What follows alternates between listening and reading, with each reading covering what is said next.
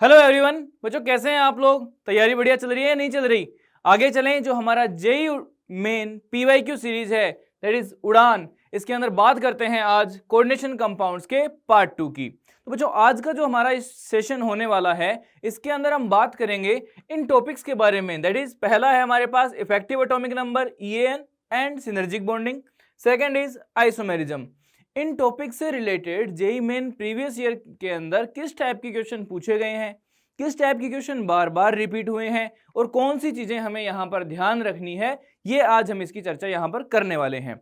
अगर मैं यहाँ पर एक थोड़ा सा आइडिया दूं तो बच्चों इस पे दैट इज ये जो थर्ड पार्ट है आपके सामने effective atomic number and synergic bonding, इस पे बाकी सबके कंपैरिजन में कम क्वेश्चन अभी तक पूछे गए हैं, ज्यादा क्वेश्चन देखने को नहीं मिलते हैं। और जो क्वेश्चन यहाँ पर आते हैं वो डायरेक्ट फैक्चुअल आते हैं, टू द पॉइंट क्वेश्चन आपसे यहाँ पर पूछे जाते हैं। आगे चलते हैं, बात करते हैं आज के पहले क्वेश्चन की, that is from effective atomic number and synergic bonding. In topic से देख लेते हैं बेटा कि किस टाइप के क्वेश्चन आपसे पूछे गए थे। देखिए पहला question, the oxidation state of iron atoms in compound A, B and C respectively are X, Y and Z. The sum of X, Y and Z is। देखिए सिंपल क्वेश्चन, वेरी सिंपल। क्या पूछा गया direct आपसे यहाँ पर पूछा गया है कि भैया सिंपल सी बात बता दो, ऑक्सीडेशन स्टेट का सम क्या होगा इन तीनों के अंदर। तो सबसे पहले बात करते हैं Fe की। अब हमें पता है ये क्या होता है, दिस इज NOS -1। पढ़ते हैं, आप सभी पढ़ते हैं इस चीज को। This is also CN-1। अब देखिए मान लीजिए Fe क्या है, X है, प्लस में 5 इंटू में -1 प्लस में -1 इक्वल्स टू।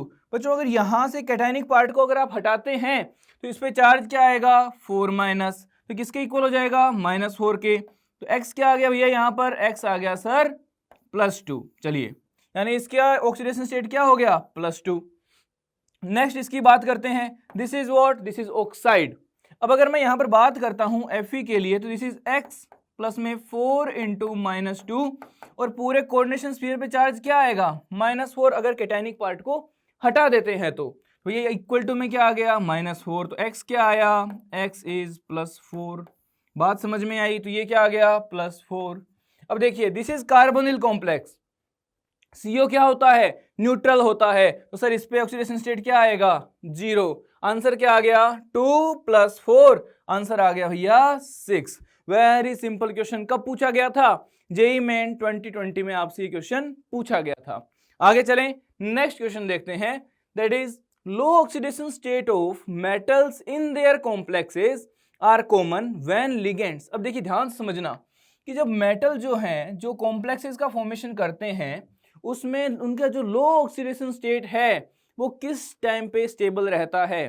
बेटा ये लाइन आप कोऑर्डिनेशन में भी पढ़ते हैं और ये पॉइंट लाइन जो है ये आप कहाँ पढ़ते हैं, ये आप D एंड F ब्लॉक में भी पढ़ते हैं कि लोअर ऑक्सीडेशन स्टेट जो मेटल का होता है उनके कॉम्प्लेक्सेस में ये तब स्टेबल होता है भैया जब आपका जो लिगेंड हो वो गुड पाई एक्सेप्टिंग क्या हो, कैरेक्टर का हो। तो बात समझ में आई। और ये चीज कहाँ से समझते हैं हम लोग, सिनर्जिक बॉन्डिंग से।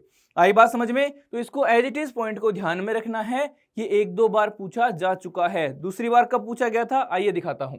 देखिए तो इसका आंसर क्या हो गया, ए ऑप्शन इसका करेक्ट आंसर हो गया, ये 2022 में आपसे पूछा गया था। आगे बात करते हैं अगले ही क्वेश्चन की। देखिए कब पूछा गया है ये 2023 में। क्वेश्चन समझना ध्यान से।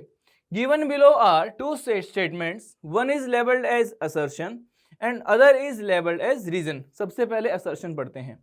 In the complex NiCO4 and FeCO5 the metal have zero oxidation state। मतलब जो मेटल है हमारे पास उसका ऑक्सीडेशन स्टेट क्या है, लोअर ऑक्सीडेशन स्टेट है। अब ऐसे कॉम्प्लेक्सेस जिसमें मेटल का ऑक्सीडेशन स्टेट क्या हो, कम हो, कब स्टेबल होंगे, तो ये तभी स्टेबल होंगे जब हमारे पास जो लिगेंड है उसमें पाई एक्सेप्टिंग कैरेक्टर हो जाए। ये पॉइंट समझ में आया। रीजन क्या है, पाई एक्सेप्टिंग कैरेक्टर लिगेंड का होना चाहिए तो वो वहां पर स्टेबल हो जाएंगे। आगे बात करते हैं, रीजन क्या गिवन है, low oxidation state are found when a complex has ligand capable of pi donor character. यहां पर गड़बड़ हो गई भैया, हमें क्या रिक्वायर्ड है, पाई एक्सेप्टर कैरेक्टर। तो आंसर क्या आ जाएगा, ए तो जो है वो करेक्ट है बट जो रीजन है बच्चों वो क्या है, इनकरेक्ट। तो अगर आंसर की बात करते हैं तो आंसर क्या आ जाएगा, इसका आंसर आ जाएगा आपके पास में फर्स्ट ऑप्शन। कौन सा, फर्स्ट ऑप्शन। आई बात समझ में? आगे बढ़ते हैं, नेक्स्ट बात करते हैं आइसोमेरिज्म पे किस टाइप के क्वेश्चन आपसे पूछे गए हैं। जनरली अगर मैं effective atomic number synergic bonding के केस में बात करूं तो ऑक्सीडेशन स्टेट वाला पार्ट हम इफेक्टिव एटॉमिक नंबर से थोड़ा समझ सकते हैं, और जो लो ऑक्सीडेशन स्टेट, पाई एक्सेप्टेंस, लेंथ वगैरह का जो पार्ट है वो हमारा सिनर्जिक बॉन्डिंग से रिलेट करता है। आगे बात करते हैं, question is the total number of isomers for a square planar complex M F Cl SCN NO2। अब बच्चों ध्यान से समझना, ऐसे क्वेश्चन को समझने के लिए सबसे पहले क्या करना, ये सारे ही मोनोडेंटेड हैं तो हम इसको ऐसे लिख लेंगे MABCD, दिस इज MABCD। चलिए, अब जब कोऑर्डिनेशन पढ़ा होगा तो एक टेबुलर फॉर्म में आपने देखा होगा कि भैया MABCD जो मेरे पास होता है इसके अंदर कितने GI पॉसिबल होते हैं। तो सर MABCD के लिए यहां पर 3 ज्योमेट्रिकल आइसोमर्स पॉसिबल होते हैं। कितने? 3। अब समझना ध्यान से, क्या चीजें मैं आपको यहां पर बताने जा रहा हूं। और सर ये कैसे देख पाते हैं? अरे भैया ध्यान से देखिए, कितने केस हैं ABCD। पॉसिबिलिटी क्या है सर? A के सामने B आ जाए, A के सामने C आ जाए, A के सामने D आ जाए। नेक्स्ट सर B के सामने C आ जाए, B के सामने D आ जाए, या फिर सर C के सामने D आ जाए। अब स्क्वायर प्लेनर गिवन है हमें, तो बेटा स्क्वायर प्लेनर में अरेंजमेंट कैसे होगा? मान लीजिए आपने A के सामने B लिया, आपने ये केस लिया, तो बेटा C के सामने D ऑटोमेटिक आ जाएगा ना। पहला केस कंप्लीट। नेक्स्ट सर अगर A के सामने C लिया तो B के सामने D ऑटोमेटिक आ जाएगा। दूसरा केस सर अगर A के सामने D लिया तो B के सामने C ऑटोमेटिक आ जाएगा। तीसरा केस। तो कितने GI बने? 3 ज्योमेट्रिकल आइसोमर बने। और स्क्वायर प्लेनर में ऑप्टिकल एक्टिविटी इस केस में नहीं होती, क्योंकि यहां पर क्या दिखता है? POS दिखता है, इसमें स्लाइस कट दिखता है बेटा। ठीक है, आगे बढ़े। नेक्स्ट समझना ध्यान से। बट सर जब मैंने इसको यहां पर समझा थोड़ा सा, तो मैंने देखा कि सर एक तो है SCN और दूसरा क्या है? NO2। और सर मेरे को एक चीज पता है कि जो SCN है और NO2 है ये क्या है? ध्यान से समझना कि आपका कॉम्प्लेक्स कुछ ऐसा केस बना रहा होगा, भैया एक बार SCN, दूसरी बार NO2, तीसरी बार यहां पर ये NCS होगा, इसको एज इट इज NO2 रख दो। नेक्स्ट टाइम इसको NCS रख दो और इसको बेटा ONO कर दो। नेक्स्ट टाइम इसको SCN कर दो एंड इसको ONO कर दो। मींस जो आपके पास यहां पर ये प्रेजेंट है, इसके लिंकेज आइसोमर्स भी आपको निकालने पड़ेंगे। क्यों? क्योंकि ये क्या है? This are M bidentate ligand. अगर इस क्वेश्चन में आपसे सिर्फ ज्योमेट्रिकल आइसोमर पूछा होता तो आपका आंसर 3 आता, बट आपसे टोटल नंबर ऑफ आइसोमर्स पूछा गया है, तो आपको स्ट्रक्चरल भी बनाने पड़ेंगे और उसके स्टीरियो भी बनाने पड़ेंगे। अब हर एक का भैया कितना आएगा? 3, इसका भी 3, इसका भी 3, इसका भी 3 और इसके भी 3 GI होंगे। तो टोटल कितने हो जाएंगे? 3 × 4 दैट इज 12। समझ में आया? ये JEE मेन 2019 का क्वेश्चन आपसे पूछा गया था। Answer is option A। अब यहां पर जो गलती हमसे होने के चांसेस हैं वो क्या है? पहला ध्यान से समझना, हमारे माइंड में यहां पर एक चीज स्ट्राइक करेगी कि सर स्क्वायर प्लेनर है, MABCD है, 3 GI होंगे सर। कितने? 3। बट बेटा ध्यान से समझो, एक भी ऑप्शन में 3 नहीं है, एक भी ऑप्शन में 3 नहीं है। तो वहीं पर हमारे माइंड में एक चीज क्लिक कर जानी चाहिए कि सर कहीं ना कहीं इसके अंदर कोई और कॉन्सेप्ट भी लग रहा होगा। तो मैंने आपको 2-3 चीजें इस क्वेश्चन के अंदर यहां पर बता दी। आगे देखते हैं, साथ में यह भी बताया कि इन जैसे क्वेश्चन के लिए जो बात करते हैं 3 ज्योमेट्रिकल आइसोमर्स की, वो एक्चुअल में निकाले कैसे जाते हैं।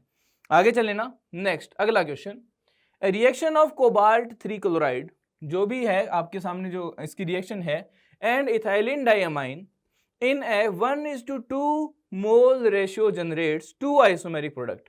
भैया ध्यान से समझना, क्या बोला गया है क्वेश्चन में? 1 बाय 1 लाइन बाय लाइन समझते हैं। एक है आपके पास में COCl3 और साथ में इसके क्या है बेटा? En। अब ये है 1:2 रेशियो में, अगर एक ये है तो ये 2 है। अब आगे समझिएगा, ठीक है? अब इसको 2 यहां रखो या फिर आप 2 यहां रख दो, इससे फर्क ज्यादा नहीं पड़ने वाला। हमारा लॉजिक क्लियर होना चाहिए। आगे समझते हैं। 1:2 मोल रेशियो के अंदर है, 2 आइसोमेरिक प्रोडक्ट को जनरेट करता है। एक वॉयलेट कलर का है, दूसरा ग्रीन कलर का है। A can show optical activity and B is optically inactive. किस टाइप के आइसोमर्स हैं A एंड B? भैया ध्यान से समझना, अगर यहां से एक ही फॉर्मूला यूनिट से दो आइसोमर्स निकल रहे हैं, अब क्या लिगेंड्स चेंज हो रहे हैं? क्या नहीं हो रहे। क्या लिंकेज वगैरह चेंज हो रहे हैं? क्या नहीं हो रहे। तो लिंकेज, आयोनाइजेशन और कोऑर्डिनेशन आइसोमर्स का तो सवाल ही नहीं पैदा होता। क्यों? क्योंकि भैया कहीं पर भी कोऑर्डिनेशन आइसोमर्स में दो कॉम्प्लेक्स होते नहीं है सर। आयोनाइजेशन आइसोमर में एक आपके पास आयन जो है इसमें वो एक कॉमन आयन है, that is Cl-। Ionization isomer show करने के लिए दो आयन तो होने चाहिए। आई बात समझ में? लिंकेज, लिंकेज कब शो होगा? लिंकेज तब शो होगा जब इसके अंदर m बाइडेंटेड लिगेंड होंगे और एक भी नहीं है। तो पहला तो आंसर आपका यहीं से आ जाना चाहिए कि ये क्या होंगे? ज्योमेट्रिकल आइसोमर्स होंगे। क्वेश्चन खत्म हो चुका है, आंसर आप इसका चेक कर सकते हैं। अब मैं लॉजिकली समझाता हूं थोड़ा सा आपको कि जब आपने यहां पर पढ़ा कि जो कोबाल्ट प्लस 3 है, कोबाल्ट प्लस 3 बेटा आपके सामने जो होता है ये कोऑर्डिनेशन नंबर 6 का कॉम्प्लेक्स यहां पर फॉर्म करता है। अब अगर मैं बात करता हूं न्यूट्रल लिगेंड्स की तो वो सेकेंडरी वैलेंसी ही फुलफिल कर पाते हैं। तो कॉम्प्लेक्स क्या रहा होगा? COEN whole twice. आगे समझना सर, CO प्लस 3 में कोऑर्डिनेशन नंबर 6 बनाता है, तो सर 4 तो यहां से कंप्लीट हो गए, तो सर 2 Cl2 को शायद अंदर आना पड़ेगा और सर 1 Cl बाहर रह जाएगा। ये हमारा बेटा क्या हो जाएगा? कॉम्प्लेक्स हो जाएगा। अब इस कॉम्प्लेक्स को भी ऐसे समझो, क्या है ये? MAA2B2। एक बार इसके साथ सिस फॉर्म, एक बार इसके साथ ट्रांसफॉर्म, तो आपके पास यहां पर ये ज्योमेट्रिकल आइसोमर शो कर सकता है। तो ये था इसमें ट्रिकी अप्रोच और दूसरा मैंने आपको बताया प्रॉपर लॉजिकल अप्रोच। क्या करोगे सर? ज्योमेट्रिकल आइसोमर्स कैसे हैं? अरे भैया दो चीजें हैं हमारे पास, एक बार में तो बी और बी सेम साइड कर देना और दूसरी बार में बी और बी अपोजिट साइड कर देना, दैट्स ऑल, खत्म, केस खत्म हमारे पास। तो ये इसका है ब्रीफ सॉल्यूशन। तो मैंने दोनों तरीके से आपको यहां पर करना इसको सिखा दिया। आगे चलें नेक्स्ट, ये 2019 में क्वेश्चन आपसे पूछा गया था। अगले क्वेश्चन की तरफ मूव करते हैं। Next question is the species that can have a trans isomer. किसमें ट्रांस आइसोमर पॉसिबल है? ध्यान से समझना इस चीज को। क्वेश्चन में आपके सामने कुछ गिवन है। अब देखिए PTEnCl2 क्या हो सकता है? क्या सर आपके पास PT है यहां पे और PT के पास PT+2 में है, PT+2 में है तो सर ये क्या है? D8 है, मीन स्क्वायर प्लेनर है। तो सर स्क्वायर प्लेनर है, बट आप अगर इसकी बात करते हैं दिस इज MAAB2, सर इसके अंदर पॉसिबल नहीं है क्योंकि कोई अरेंजमेंट ही नहीं बनेगा बेटा। A के सामने B आएगा, दैट्स ऑल, खत्म, और कोई अरेंजमेंट ही नहीं है। और सिमिलरली अगर मैं इसके अंदर यहां पर बात करता हूं तो this is 3D10, this is 3D10 और 3D10 क्या होगा? sp3 होगा। क्या होगा ये? sp3। दिस इज टेट्राहेड्रल और टेट्राहेड्रल में तो पॉसिबिलिटी ज्योमेट्रिकल की तो नहीं है सर। आगे बात कर लेते हैं। अब ये क्या है भैया? ये है आपके पास में ऑक्टाहेड्रल कॉम्प्लेक्सेस। अब समझिएगा ध्यान से, आपसे क्या पूछा गया है? जिसके अंदर ट्रांस आइसोमर्स हो सकता है। तो सिंपल सा लॉजिक सोचो ना, MAA2B2, तो सर इसके अंदर दिखाई दे तो रहा है। एक केस तो सर हमारे पास क्या हो जाएगा? एक केस हो जाएगा A कुछ इस तरह से और B और B एक दूसरे के अपोजिट, और दूसरा केस क्या हो जाएगा सर? B और B एक साइड, बाकी बचे सर A। ये इस तरह से आप यहां पर अरेंज कर दो। इसके अलावा इसमें कोई पॉसिबिलिटी नहीं है। और अब ध्यान से समझो कि सर आपने इसको क्यों नहीं पिक किया, इसको क्यों नहीं पिक किया सर? तो इसका आंसर समझ लेना बेटा कि मान लीजिए मैं इसको AA बताता हूं तो इसको BB बोलना पड़ेगा। ये क्या है मेरे पास? This is MAA whole twice BB। अब समझिएगा इसको ध्यान से कि सर अगर आपने A और A इस तरह से अरेंज कर दिए तो अब सर आप यहां पर B और B को एक दूसरे के अपोजिट में नहीं रख सकते। क्यों नहीं रख सकते? क्योंकि सर आप यहां पर रिंग को स्ट्रेच नहीं कर सकते, रिंग ब्रेक कर जाएगी। ये जो रिंग है बेटा ये हमेशा 90 डिग्री पे ही रहेंगे एक दूसरे के, ये प्रॉपर 90 डिग्री पे रहेंगे, ये 180 पे नहीं जा सकते। आई बात समझ में? तो ये केस भैया यहां पर पॉसिबल नहीं है। क्या केस पॉसिबल है? सिर्फ एक ही केस पॉसिबल है, दिस इज दिस, बस, और कोई यहां पर केस पॉसिबल नहीं हो सकता। और ये क्या है? ये सिस है, एक ही फॉर्म है, जी यहां पर शो नहीं हो पाएगा। तो आंसर क्या आ जाएगा? ऑप्शन 4 आपके पास यहां पर इसका करेक्ट आंसर आ जाएगा। बस यही चीजें लॉजिकली आपको थोड़ी सी सोचनी थी। आगे चलें, नेक्स्ट एग्जांपल की तरफ मूव करते हैं, that is complex of composition CrH2O6Cl। अब यहां पर ये पता लगाना है भैया कि ये कितने हो सकते हैं। Has a spin only magnetic moment of 3.8। आगे बात करते हैं, it reacts with AgNO3 and shows geometrical isomerism. अब सबसे इंपॉर्टेंट चीज क्या है कि यहां पर आपके पास न्यूट्रल लिगेंड्स भी हैं, साथ ही साथ आपको यह भी पता लगाना है कि यहां पर ये 3.83 बोर मैग्नेटोन भी आ रहा है। तो Cr के केस में अब एक ट्रिकी अप्रोच बताऊं आपको। बेटा आपके पास अगर स्पिन ओनली मैग्नेटिक मोमेंट निकालते हो तो जो पॉइंट्स में डाटा आता है, तो ये जो वैल्यू होती है ना, जो पॉइंट से पहले की वैल्यू होती है, इसको हम बोल सकते हैं कि दिस इज अनपेयर्ड इलेक्ट्रॉन। आप करके देखना, आपका आंसर लगभग यही निकलेगा। अगर n बराबर में 3 है, मीन्स यहां पर Cr जो है ये +3 में होगा, और अगर +3 में होगा तो ये क्या होगा? 3d3। क्या होगा? 3d3। मीन्स मेरे को इसके लिए यहां पर n कितना यूज करना पड़ेगा बेटा? n कितना होगा सर? यहां पर ये क्या हो जाएगा? CrH2O6 और बाहर क्या हो जाएगा सर? साथ में क्या हो जाएगा? Cl3। तो कॉम्प्लेक्स क्या बनेगा? अब सुनिएगा ध्यान से, ये AgNO3 के साथ रिएक्ट करता है। अगर करता है तो 3 Cl अंदर और 3 H2 अंदर वाला केस तो पॉसिबल नहीं हो सकता। क्या पॉसिबिलिटी है सर? पहली पॉसिबिलिटी की बॉक्स के बाहर 3 Cl हो जाए, दूसरी पॉसिबिलिटी की बॉक्स के बाहर 2 Cl हो जाए, और सर तीसरी पॉसिबिलिटी की बॉक्स के बाहर 1 Cl हो जाए। सर ये वाले केस में भी AgNO3 के साथ रिएक्शन हो जाएगी, इस वाले सेकंड वाले केस में भी हो जाएगी, और थर्ड वाले केस में भी हो जाएगी। इसके अलावा कोई केस हमारे पास यहां पर नहीं देखने को मिलता। आगे समझना ध्यान से। अब बोला क्या गया है? Shows geometrical isomers. अब बेटा अगर मैं यहां पर CrH2O5 और Cl2 बोलता हूं, Cl2 तो एक भी नहीं आएगा, 6 के 6 यहां पर इस तरह से देखने को आपको मिल जाएंगे। अगर मैं यहां पर थोड़ी सी और बात कर लेता हूं इसकी,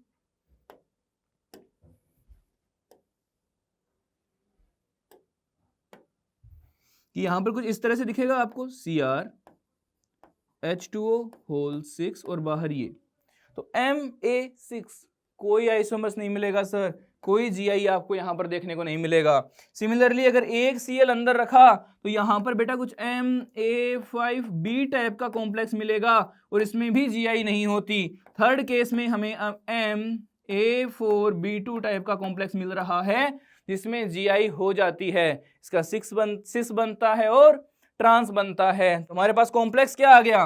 कॉम्प्लेक्स आ गया CrH2O4Cl2 और बाहर 2H2O। अब समझिएगा ध्यान से, नामकरण क्या हो जाएगा भैया इसका? Cr+3 में है तो भैया देखो थर्ड और फोर्थ तो यहां पर क्या हो गए? डिस्कार्ड हो गए। अगर थर्ड एंड फोर्थ यहां पर डिस्कार्ड हो गए तो आगे बात कर सकते हैं कैसे? ठीक है सर, हेक्सा एक्वा नहीं हो सकता सर, हेक्सा एक्वा भी नहीं हो सकता। तो आंसर क्या बचा? फर्स्ट बचा। लॉजिकली सोल्व कर लेना बेटा, रूल्स पता नहीं है तो भी यहां पर काम हो जाएगा। आगे चलें, क्वेश्चन खत्म। नेक्स्ट आगे बात करते हैं, अगले क्वेश्चन की तरफ थोड़ा सा बढ़ते हैं। देखिए, कंसिडर द कॉम्प्लेक्स आयंस। ये आपको कॉम्प्लेक्स आयन गिवन है, इसको थोड़ा सा कंसिडर करना। देखिए आगे बढ़ते हैं, क्या पूछा गया हमें? यहां पर इनकी ऑप्टिकली एक्टिविटी पे कमेंट करना है, कौन ऑप्टिकली एक्टिव होगा और कौन नहीं होगा। देखिए ध्यान समझना, अगर मैं इसको लिखता हूं थोड़ा सा, तो मेरे पास ए कॉम्प्लेक्स मेरा क्या आ गया बेटा? MAA2B2, ये कॉम्प्लेक्स मेरे पास है, और ये क्या है? ये हमारे पास है ट्रांसफॉर्म में। तो मैं सबसे पहले इस ए कॉम्प्लेक्स को यहां पर बना लेता हूं। देखिए ए कॉम्प्लेक्स को अगर मैं बनाता हूं तो बेटा ये कुछ ऐसा बनेगा, ठीक है? ए ए ए ए, ये इसकी रिंग आ गई, यहां पर ये बी और यहां पर ये बी। अब बेटा ये एक दूसरे के अपोजिट में है, तो आप आराम से यहां पर स्लाइस कट पास कर सकते हैं। तो ये ट्रांस वाला क्या हो जाएगा? ट्रांस वाला भैया optically active active active, A can not be optically active, तो ये पॉसिबिलिटी है। दूसरा सर पहला खत्म हो गया और तीसरा खत्म हो गया। आगे बात करते हैं, बी ऑप्शन जो मेरे पास है वो इसी का सिस फॉर्म है। तो सिस फॉर्म कैसा होगा सर? आइए बेटा देखते हैं एक बार। ये पहला पॉइंट, ये दूसरा, तो एक ए यहाँ पर, एक ए यहाँ पर, एक ए बेटा यहाँ पर, तो एक ए यहाँ पर, ये हो गया सिस फॉर्म। बी बी, ये बॉन्ड यहाँ, ये बॉन्ड यहाँ, बीच में मेरा एम मेटल होगा। अब ध्यान से समझना इस क्वेश्चन में बेटा, ये रिंग और ये रिंग कभी भी एक दूसरे के नीचे नहीं आएगी। अगर मैं इस प्लेन की बात करता हूं तो एक रिंग अगर बेटा ऐसे बनी हुई है तो दूसरी रिंग कहाँ है, दूसरी रिंग ऐसे बनी हुई है, तो ये रिंग इस रिंग के कभी भी एक दूसरे के सामने नहीं आएगी। तो बेटा इस केस में पीओएस आपको देखने को नहीं मिलेगा। तो इसका जो बी पार्ट होगा वो क्या हो जाएगा, ऑप्टिकली एक्टिव हो जाएगा। और फोर्थ इसका आपके पास करेक्ट आंसर आ जाएगा। ये जेईई मेन 2020 में आपसे पूछा गया था। आगे चलें, next, number of stereo isomers possible for. अब देखो ध्यान समझना, स्टीरियो आइसोमर्स पूछे हैं। स्टीरियो आइसोमर्स मतलब geometrical as well as optical दोनों की बात करनी है। देखिए ध्यान से समझना, अगर मैं इसकी बात करता हूं, दिस इज एम AA2BC। अब देखिए सर, क्या इसके अंदर आपके सामने ज्योमेट्रिकल आइसोमर पॉसिबल है? देखिए भैया ध्यान से देखिए, ये ज्योमेट्रिकल आइसोमर्स हो गए। जी हाँ सर, ये हो गए, ये पहला फॉर्म हो गया सर। और ये क्या हो गया बेटा, ये मेरे पास दूसरा फॉर्म हो गया। ये इस तरह से समझ लीजिए थोड़ा सा।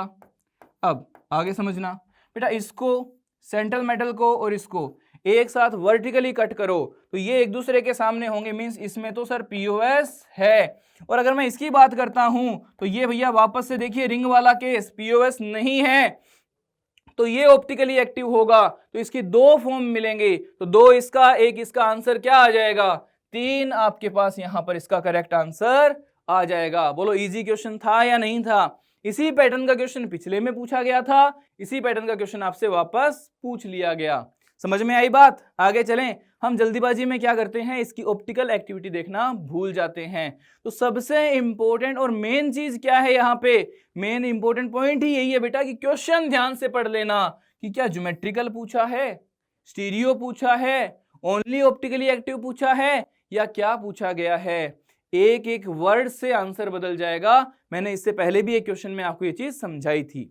आगे चलें, नेक्स्ट अगला क्वेश्चन क्या है, ये एक मैचिंग लिस्ट है आपके सामने, आपको यहां पर करेक्ट फॉर्म के अंदर आपको टिक करना है। चलिए थोड़ा सा लॉजिकली सोचने को मजबूर करूं आपको, थोड़ा सा ऐसे सोचवाऊं कि जैसे सर अगर मेरे को कॉन्सेप्ट नहीं पता है तो मैं बेसिकली कैसे सोल्व कर सकता हूं। बेटा पहली चीज, कोऑर्डिनेशन आइसोमेरिज्म में क्या होगा, दो कॉम्प्लेक्स होंगे। दो कॉम्प्लेक्स किसमें दिखाई दे रहे हैं सर, एक ही ऑप्शन है जिसमें दो कॉम्प्लेक्स दिखाई दे रहे हैं, पहला। दूसरा सर यहां पे इसके अंदर NO2 है, आयोनाइजेशन आइसोमर हो सकता है क्या सर? नहीं हो सकता, क्योंकि एक्सचेंज किसके साथ होगा सर, बाहर तो कुछ भी नहीं है, तो सर आयोनाइजेशन तो नहीं हो सकता। तो ये क्या है सर, NO2 सर लिगेंड, ये जो है ये सर वो लिगेंड है जिसमें डोनर साइट डिफरेंट होती है सर, और एट ए टाइम एक से डोनेशन करेगा। ऐसे कौन से होते हैं सर, ऐसे होते हैं भैया लिंकेज। कौन से होते हैं, linkage. This is M bidentate ligand, पिछले पार्ट में बताया था, याद करो थोड़ा सा। तो बेटा इस तरह से चीजें आपकी बार बार रिपीट होती है।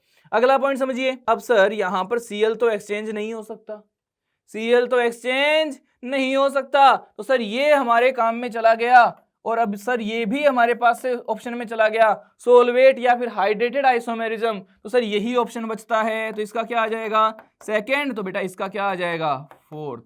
दिस इज ऑप्टिकल आइसोमेरिज्म, ये शो करता है। और इसका पार्ट अभी अभी देख के आए हैं, सिस फॉर्म ऑप्टिकली एक्टिव होती है। तो आंसर क्या आ जाएगा, 3 1 3 1 2 4। भैया फर्स्ट ही आंसर आ गया करेक्ट। कितना टाइम लगा, जल्दी बताओ कितना टाइम लगा क्वेश्चन में? लगा ही नहीं सर टाइम, और हाथों हाथ क्वेश्चन सोल्व हो गया। आई बात समझ में? तो हमारे बेसिक्स जो हैं अगर वो स्ट्रॉन्ग हैं तो हम बड़े से बड़ा क्वेश्चन भी आराम से खत्म कर सकते हैं। इस चीज को ध्यान से समझ लेना। आगे चलते हैं, ठीक है। अब लॉजिकली भी समझेंगे चीजों को, और कितनी आसानी से खत्म कर सकते हैं ये भी समझेंगे। देखना समझना कि क्वेश्चन का अप्रोच क्या रहना चाहिए आपका, कि किस तरह से आप क्वेश्चन को इजीली कंप्लीट कर पाओ। Correct structure of transform and meridional form.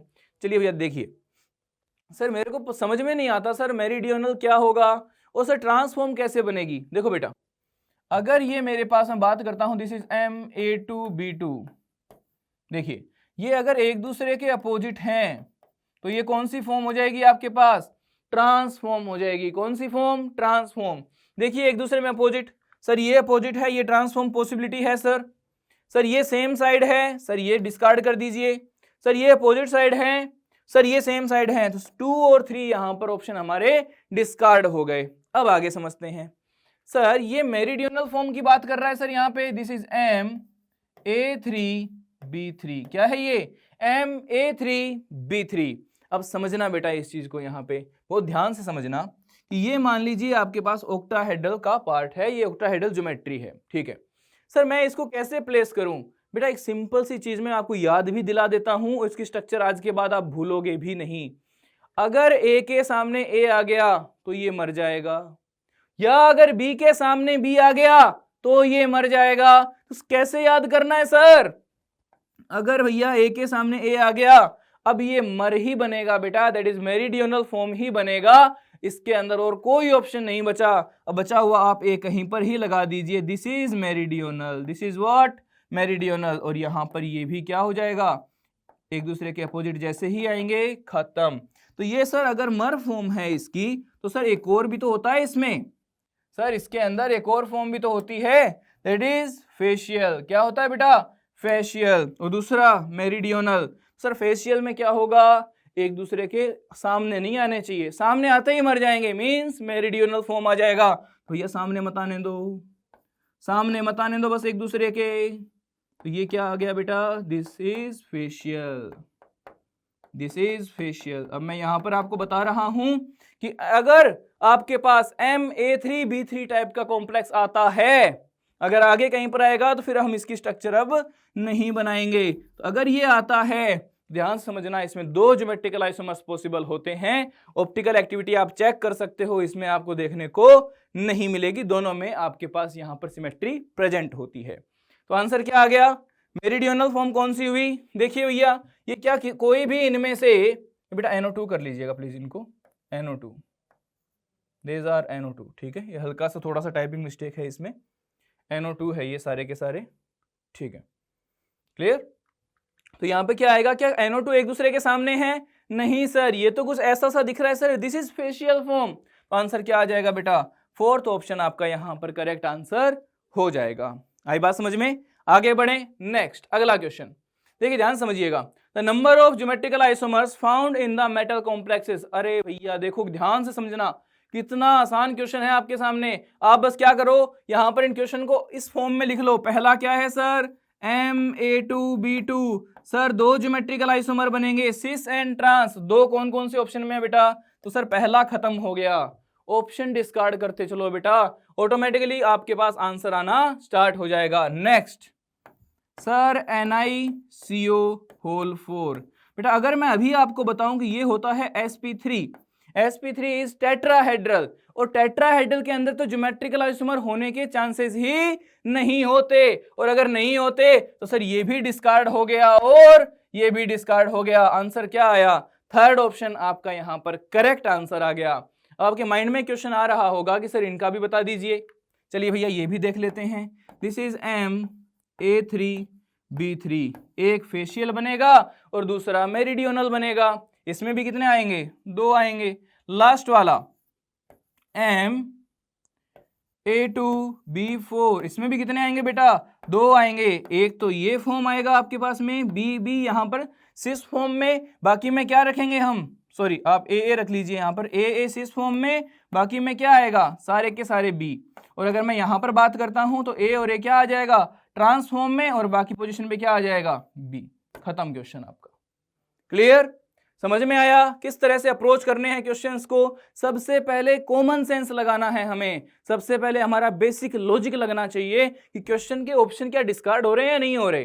ठीक है, अब आप देखो कि आपने 2 के अंदर यहां पर इस क्वेश्चन को खत्म कर दिया था, बाकी आपके नॉलेज के लिए मैंने यहां पर आपके लिए सोल्व कर दिए। आगे बढ़ते हैं, अगले एग्जाम्पल की बात करते हैं। Indicate the complex which did not show any geometrical isomerism, जो कोई भी ज्योमेट्रिकल आइसोमेरिज्म शो नहीं करता। आइए देखते हैं भैया, सॉल्यूशन की बात करते हैं। तो ये क्या है मेरे पास? This is MAA2Cl2। सर इसका तो सिस भी बनेगा, ट्रांस भी बनेगा, तो ये तो करता है सर। नेक्स्ट ये देखिए भैया, दिस इज MA5B। करेगा क्या? नहीं करेगा। तो आंसर क्या होना चाहिए सर? इसका सेकंड आंसर करेक्ट हो जाना चाहिए और यहां पर क्वेश्चन खत्म हो चुका है। चलिए आगे वाले ऑप्शन भी देख लेते हैं। सी क्या है? MA3B3। अब आप देखो बेटा कि फेशियल मेरिडियनल वाला पार्ट कितनी बार पूछा जा चुका है आपसे। तो सर ये तो शो करता है सर, ये नहीं करता सर, और ये भी बेटा ये क्या है? MA4B2। अभी अभी बता के निकला हूं आपको। तो सर ये भी कर जाता है और हमसे क्या पूछा था? शो नहीं करता। तो आंसर क्या आ जाएगा? Second option. यहां पर हम इसको टिक करेंगे। आगे चलें, नेक्स्ट अगला क्वेश्चन देखिए। The number of optical isomers possible for. अब इसमें कितने पॉसिबल हैं ध्यान से समझिए। This is MA whole thrice. Question क्या पूछा गया है? Optical isomers. तो बेटा इसमें एक ही पॉसिबिलिटी होती है, ए, यहां पर भी ए। अब इसके अंदर इसमें पीओएस नहीं मिलेगा। तो बेटा इसके आपको दो ऑप्टिकली एक्टिव आइसोमर्स देखने को मिलते हैं। तो आंसर क्या आ जाएगा? 2 आपके पास इसका करेक्ट आंसर आ जाएगा। ये बहुत ही सिंपल क्वेश्चन था 2021 जेईई मेन का। आगे बढ़े, नेक्स्ट अगला क्वेश्चन देखिए। COCl4.4NH3, COCl3.5NH3, COCl3.6NH3 and COClNO3 whole twice dot 5NH3। अब कुछ बच्चों के माइंड में ये डाउट होगा कि सर इन दोनों में से हम अंदर किसको भेजेंगे? बेटा सबके अंदर जो बेसिक लॉजिक लगाना है वो क्या लगाना है, ध्यान से समझना। CO अगर आपके पास में +3 है तो ये क्या रहेगा? कोऑर्डिनेशन नंबर क्या दिखाएगा? 6 दिखाएगा। और कोऑर्डिनेशन नंबर 6 दिखाएगा तो आप देखिए ये तो लिगेंड्स अंदर जाएंगे ही जाएंगे ना, ये तो अंदर जाएंगे ही जाएंगे। अब आप सोचिए कि अगर ये 6 चले गए, ये 5 चले गए और ये 4 गए तो मीन्स पॉसिबिलिटी क्या है सर? MA4B2 ही एकमात्र पॉसिबिलिटी है इस गिवन एग्जांपल में जिससे यहां पर ज्योमेट्रिकल आइसोमर शो हो सकता है। तो number of complexes which exist in cis trans, तो ये एकमात्र है सर जो यहां पर एग्जिस्ट करेगा, बाकी कोई नहीं करेगा। और यहीं से ये क्वेश्चन क्या हो गया बेटा? हमारे लिए खत्म हो गया। आई बात समझ में? तो आंसर क्या आएगा? 1 यहां पर इसका करेक्ट आंसर आ जाएगा। आपके माइंड में क्वेश्चन अगर आ रहा है कि सर बाकी क्यों नहीं करेंगे, अरे देखो रे भैया, सेकंड की इसकी अगर मैं बात करता हूं तो दिस इज MA5B और बाहर जो B का पार्ट है हमारा B2, इसको बाहर रख दो। This is MNH3 whole 5 and Cl और बाहर Cl2। तो A5B का पोर्शन तो ज्योमेट्रिकल आइसोमर शो नहीं करेगा, स्पेशल अरेंजमेंट में चेंजेस हो ही नहीं पाएंगे। तो ज्योमेट्रिकल आइसोमर कैसे आएगा? आई बात समझ में? सेम केस यहां लगा दो। अब आप बोलोगे कि सर यहां पर अंदर किसको भेजें? अरे भैया किसी को ही भेज दो, ये तो 5 चले गए ना, ये केस तो बन गया ना। अब कोई भी अंदर आए कोई बाहर रहे, क्या फर्क पड़ता है? आई बात समझ में? आगे चलें, अगला क्वेश्चन है आपके सामने। The CL bond angle values in facial. अब देखिए ध्यान से समझिए इस क्वेश्चन को। अगर मैं बात करता हूं Cl CO Cl की, मान लीजिए Cl क्या है? B है, NH3 क्या है? A है। अब अगर मैं इस क्वेश्चन की बात करता हूं तो MA3B3, सर आपसे पूछा गया है कि BCOB इसके बीच में एंगल कितना होगा? क्या वेरिएबल होगा या फिर कितना एंगल होगा? तो बेटा देखिए यहां पर ये हमेशा किस में रहेंगे? सिस फॉर्म में रहेंगे। अगर ये एक दूसरे के सामने आ गए तो ये मर जाएंगे, मींस मेरिडियनल बन जाएगा। और ये क्या है बेटा? ये हमेशा किस पे रहेंगे? 90 डिग्री पे रहेंगे। वेरी वेरी इजी क्वेश्चन, बहुत आसान क्वेश्चन था। तो आप सोचिए कि MA3B3 के कॉन्सेप्ट पे कितने क्वेश्चन आपसे यहाँ पर जेईई मेन ने पूछे हैं। समझ में आ रही है चीजें? आगे बढ़ें, नेक्स्ट देखिए। नेक्स्ट बात करते हैं यहाँ पे अगले एग्जाम्पल की कि इसमें से कौन सा कॉम्प्लेक्स कैटायन है जिसके आपके पास में 2 आइसोमर्स पॉसिबल दिखाई दे रहे हैं हमें। देखिए दिस इज CO। अब देखना इसको इस तरह से ही बनाया करो जल्दी से। MA6 सर नहीं है पॉसिबिलिटी कोई भी। दिस इज MA5B, सर यहां पर भी कोई पॉसिबिलिटी नहीं है। और ये क्या है भैया? जिसके अंदर 2 आइसोमर्स हो जाएं। Sir this is MA5B, sir इसके अंदर भी नहीं है। And sir this is MA5B, इसमें भी नहीं है। अरे सर इसमें तो कोई भी आंसर नहीं आ रहा। बेटा ध्यान से समझना, यहीं पर ट्रिकी अप्रोच आपके सामने आपको दिखाई पड़ेगा। दैट इज 2 आइसोमर्स पूछे हैं, स्टीरियो स्ट्रक्चरल की बात नहीं की गई है। तो हमें इसको ऐसे ना सोच के आप देखो कि यहां पर क्या है, एम बाइडेंटेड लिगेंड है। तो एक बार आपके सामने इसके अंदर एक केस ये बनेगा जिसमें यहां पर नाइट्रोजन डोनर होगा, और दूसरा केस क्या बनेगा बेटा, जिसमें ऑक्सीजन क्या हो जाएगा, ऑक्सीजन डोनर हो जाएगा। तो कितने केस आए, 2 केस आए। आंसर क्या आ गया, थर्ड ऑप्शन आपके पास करेक्ट आंसर आ गया। आई बात समझ में। चलिए नेक्स्ट आगे बात करते हैं कि इनमें से गिवन जो कॉम्प्लेक्सेस हैं इसमें मेरिडियोनल एग्जिस्ट करने की पॉसिबिलिटी कौन से आइसोमर्स की है। अब आपको यहां पर इस क्वेश्चन में तो टाइम ही नहीं लेना चाहिए। फेसियल मेरिडियोनल के केस में हम क्या देखते हैं, MA3B3, जिसमें भैया MA3B3 दिखाई दे जाए वही क्या हो जाएगा हमारे लिए, फेसियल मेरिडियोनल। अब देखिए ये क्या है सर, दिस इज MA3B3। चलिए सर ये आंसर हो गया खत्म, आगे चेक कर लेते हैं। This is MA whole thrice, तो ये तो नहीं होगा sir. This is MA2B2, sir ये भी नहीं होगा। सर ये क्या है sir, this is MAA whole twice B2, तो सर ये भी नहीं होगा। तो आंसर क्या आ जाएगा, फर्स्ट ऑप्शन आपके पास इसका करेक्ट आंसर यहां पर आ जाता है। आगे चलें नेक्स्ट। नेक्स्ट एग्जांपल इज, आपके सामने कोई कॉम्प्लेक्स गिवन है, उसमें आपको बताना है total number of stereo isomers. क्या बेटा ऐसा क्वेश्चन हमने पहले किया है क्या, शायद किया हो, देखिए ध्यान से। दिस इज MAA2BC, तो 2 पॉसिबिलिटी है सर मेरे पास यहां पर। एक तो C और C जो है वो सेम साइड हो, पहला पॉसिबिलिटी ये है सर।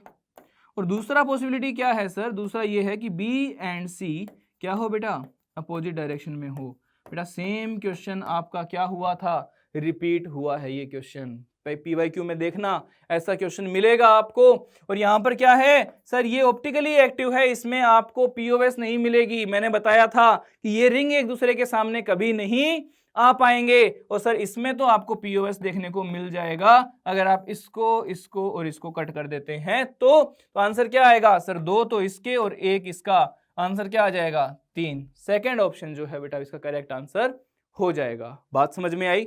नेक्स्ट थोड़ी सी समझते हैं चीजों को, कि हमने इतनी चीजें समझी, इतनी चीजें क्लियर की, हम हमारी मेहनत को करते जा रहे हैं, पर हमें बेटा किसी भी मोमेंट पे किसी पर्टिकुलर क्वेश्चन को या कॉन्सेप्ट को देख के डीमोटिवेट नहीं होना है। क्योंकि समझना, इस लाइन का मतलब समझना, उड़ान तो भरना है चाहे कई बार गिरना पड़े, उड़ान तो भरना है चाहे कई बार गिरना पड़े, सपनों को पूरा करना है चाहे खुद से भी लड़ना पड़े। खुद से लड़ने का मतलब क्या है, अरे ऐसे नहीं कि बस खुद से लड़ाई करनी स्टार्ट कर दी, नहीं, खुद को कंफर्ट जोन से बाहर लेके आना पड़ेगा। जो चीजें हमें आसान लग रही है उनसे बाहर निकलना पड़ेगा, खुद के कंफर्ट से लड़ना पड़ेगा, तभी तो हम चीजों को गेन कर पाएंगे, तभी हम चीजों को अचीव कर पाएंगे। बाकी की चीजें देखते हैं थोड़े टाइम बाद, दैट इज अगले पार्ट में कोऑर्डिनेशन के। तो यहां तक की तैयारी बढ़िया चल रही है आपकी, तो अच्छे से मेहनत कीजिए, चीजों को कंप्लीट कीजिए। ऑल द बेस्ट, ठीक है।